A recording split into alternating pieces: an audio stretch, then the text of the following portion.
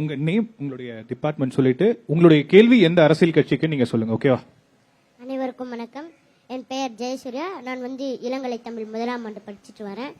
இப்போ என் கேள்வி என்னன்னா, எல்லா தலைவர்கிட்டையும் இப்போ பிரதர் சொன்ன மாதிரி இப்போ 2000 கொடுக்குறேன்னு 1000 கொடுத்துட்டு இருந்தாங்க மகளிருக்கு. இப்போ எடப்பாடி என்ன சொல்றாரா, 2000 கொடுக்குறேன் நான் ஆட்சிக்கு வந்தேன் அப்படின்றாங்க. அதுவே இப்போ ஸ்டாலின் என்ன சொல்றாரு, நான் ஆட்சிக்கு வந்தால் இன்னும் 1000 ரூபாய் சேர்த்து கொடுப்பேன். இந்த மாதிரி மாற்றி மாற்றி காசு கொடுத்தா இது பண்ணுங்க. இது இன்டைரக்டாக காசு கொடுத்து ஓட்டு வாங்குற மாதிரி தான் எனக்கு தெரியுது. அது இல்லாமல் இவ்வளோ நாள் நல்ல நல்ல திட்டங்களெல்லாம் எலெக்ஷன் வர்றப்ப தான் நிறைய கொடுத்துட்டே வராங்க. ஸ்டாலின் மட்டும் இல்லாமல் எந்த தலைவராக இருந்தாலும் சரி, எலெக்ஷன் கிட்ட வரதான் எந்த நல்ல திட்டங்களையும் கொண்டு வராங்க. அது இல்லாமல் மக்களுக்கு இந்த காசு கொடுக்கறத விட்டுட்டு மக்களுக்கான அடிப்படை தேவைகளை மட்டும் இலவசமாக கொடுக்கணும்.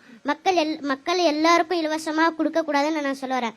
அதாவது எல்லாமே இலவசம்னா, இப்போ அடிப்படை தேவைகள்லாம் மருத்துவம், எஜுகேஷன், அந்த மாதிரி எஜுகேஷன்லேயே நம்ம இன்னும் கொஞ்சம் மேம்படுத்தலாம். அட்லீஸ்ட் ஒரு யூஜி டிகிரியாவது ஃப்ரீயாக இலவசமாக கொடுக்கணும்னு நான் எஜுகேஷனுக்காக சொல்ல வரேன். ஆனால் இவங்க அதை விட்டுட்டு மற்ற எல்லாத்துக்கும் ஃப்ரீயாக கொடுக்குறேன் அப்படின்னு சொல்கிறாங்க. இந்த கேள்வி யாருக்கிட்ட வைப்பீங்க நீங்க? உங்களுக்கு யாருக்கிட்ட வைக்கணும்னு ஆசை இருக்கு? எல்லார்கிட்டையும் தான் வைக்கணும். இப்போ ஸ்டாலின் ப்ரோ, என்னோட ரோல்ல நான் உங்களுக்கு கொடுக்குறேன். ஓகேவா? நீங்க ஒரு ஆங்கரா இருக்கீங்க. எந்த கட்சி தலைவர்கிட்ட நீங்க இந்த கேள்வி கேட்கணும்னு ஆசைப்படுவீங்க? தமிழ்நாட்டில் எத்தனையோ கட்சி இருக்கிறாங்க. நீங்க சொல்ற எல்லா கோரிக்கையும் நியாயமான கோரிக்கை, நான் இல்லைன்னு சொல்லல. இந்த கேள்விக்கு எனக்கு இவர்கிட்ட வைக்கணும்பா, இவர் ஆட்சிக்கு வந்தா எல்லாம் செய்வார் நினைக்கிறேன் அப்படின்னு ஒரு தாட் இருக்குல்ல, அதை யார்கிட்ட வைப்பீங்க? நான் அதுதான் காமனா சொல்றேன். எல்லா கட்சி தலைவர்கள் இலவசங்களே வேணாங்கிறாரு. யார் வேணா வரலாம், யார் வேணாலும் வரலாம். இப்ப இலவசங்கள் அடிப்படை தேவைகளை மட்டும் இலவசமா கொடுத்துட்டு மீதி மக்கள் தமிழ்நாட்டை மேம்படுத்துறதுக்காகவும் மக்களை மேம்படுத்துறதுக்காகவும் நல்ல செய்யணும். இப்போ அதாவது உதாரணத்துக்கு ஃப்ரீ பஸ் விட்டாங்க, இதெல்லாம் செஞ்சது நான் தப்புன்னு சொல்ல வரல. ஆனா அதையும் விட இன்னும் தமிழ்நாட்டை உயர்த்துறதுக்கு இப்போ எல்லாம் என்ன நினைக்கிறாங்க, டாஸ்மார்க்கில் தான் அதிகமா கலெக்ஷன் வருது, அதான் அது மூலியமா தான் தமிழ்நாடு இயங்கிட்டு இருக்கு. அந்த மாதிரி தமிழ்நாடு மட்டும் இல்லை, எல்லா ஸ்டேட்லையும் அப்படிதான் நினைக்கிறாங்க. அதில் வர்ற வருமானம் தான் முக்கால்வாசி இருந்தாங்க. ஆனால் இந்த சுற்றுச்சூழல் பிளேஸ், டூரிஸ்ட் பிளேஸ்ல அதை இன்னும் கொஞ்சம் டூரிஸ்ட் பிளேஸை மேம்படுத்தினா, இப்போ தமிழ்நாட்டை பொறுத்த வரைக்கும், அதாவது இந்தியாவிலே டூரிஸ்ட் பிளேஸ்ல தமிழ்நாட்டில் தான் அதிகமாக இருக்கு.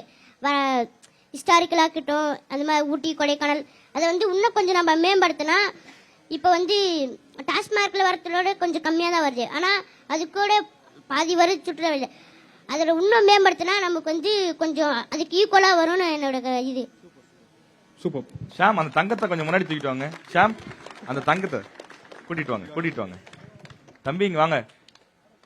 இந்த தம்பி எல்லாரும் ஒரு பெரிய கிளாப்ஸ் கொடுங்க முதல்ல, மீதி நான் அப்புறம் பேசுறேன். தம்பி, உங்க பேர் என்ன? ஜெயசூர்யா. என்ன படிக்கிறீங்க? பிஏ தமிழ் முதலாம் ஆண்டு. பிஏ தமிழா? ஸ்ரீலங்கா பிளேயர் ஜெயசூர்யா மாதிரி அதிரடியா அடிச்சு விளையாடுறாரு. ஓப்பனிங் இறங்கி அடிச்சு விளையாடுறாரு. நீங்க உண்மையிலே தமிழ் படிக்கிறீங்களா, எக்கனாமிக்ஸ் படிக்கிறீங்களான்னு எனக்கு சந்தேகமா இருக்கு. ஏன்னா வழக்கமா எல்லாரும் டாஸ்மாக்னால பிரச்சனை ஏற்படுதுன்னு மட்டும் தான் சொல்லுவாங்க. அது எல்லாருக்குமே நமக்கு தெரியும். ஆனா அதுக்கு ஒரு மாற்று வேணும்ல. அது நிறைய அரசியல் கட்சி தலைவர்கள், சட்டமன்ற உறுப்பினர்கள், ஏன்னா நீங்க நிறைய விவாதங்களுக்கு போறோம், ஐடியாவே தெரியாது அவங்களுக்கு. டாஸ்மாக் போடணும், சரி மூடிட்டு வருமானத்துக்கு என்ன பண்ணுவீங்க, அது சொல்ல தெரியாது. ஆனா இந்த தம்பி அவ்வளவு அழகா சொல்றாரு. சொன்னது 100% உண்மை. இந்தியாலேயே அதிகமான சுற்றுலா தலங்கள் இருக்கக்கூடிய தமிழ்நாட்டுல சுற்றுலா தலங்கள் இன்னும் மேம்படுத்தினா பல வெளி மாநிலங்கள்ல இருந்தும் வெளிநாடுகள்ல இருந்தும் இங்க மக்கள் வருவாங்க. நம்மளோட ரெவென்யூ பெருகும். இன்னைக்கு ஸ்ரீலங்கால இருந்து பல நாடுகள் திட்டினா முழுக்க சுற்றுலாவை நம்பி மட்டுமே வாழக்கூடிய பல நாடுகள் இருக்கு.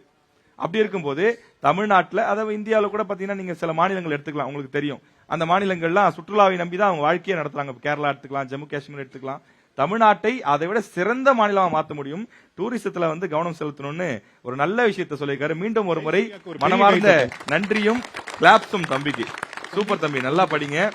வாழ்க்கையில நீங்க ரொம்ப பெரிய ஆளா வரணும். ஏன்னா இவ்வளவு நல்ல சிந்தனை இருக்கிற நீங்க எல்லாம் தான் ஆட்சி அதிகாரத்துல வந்தா நம்ம அடித்தட்டுல இருக்கக்கூடிய மக்கள் மேல்நிலைக்கு வர முடியும். ஒரு நல்ல சிந்தனை இருக்கு உங்ககிட்ட. மனமாற வாழ்த்துறோம் உங்களை.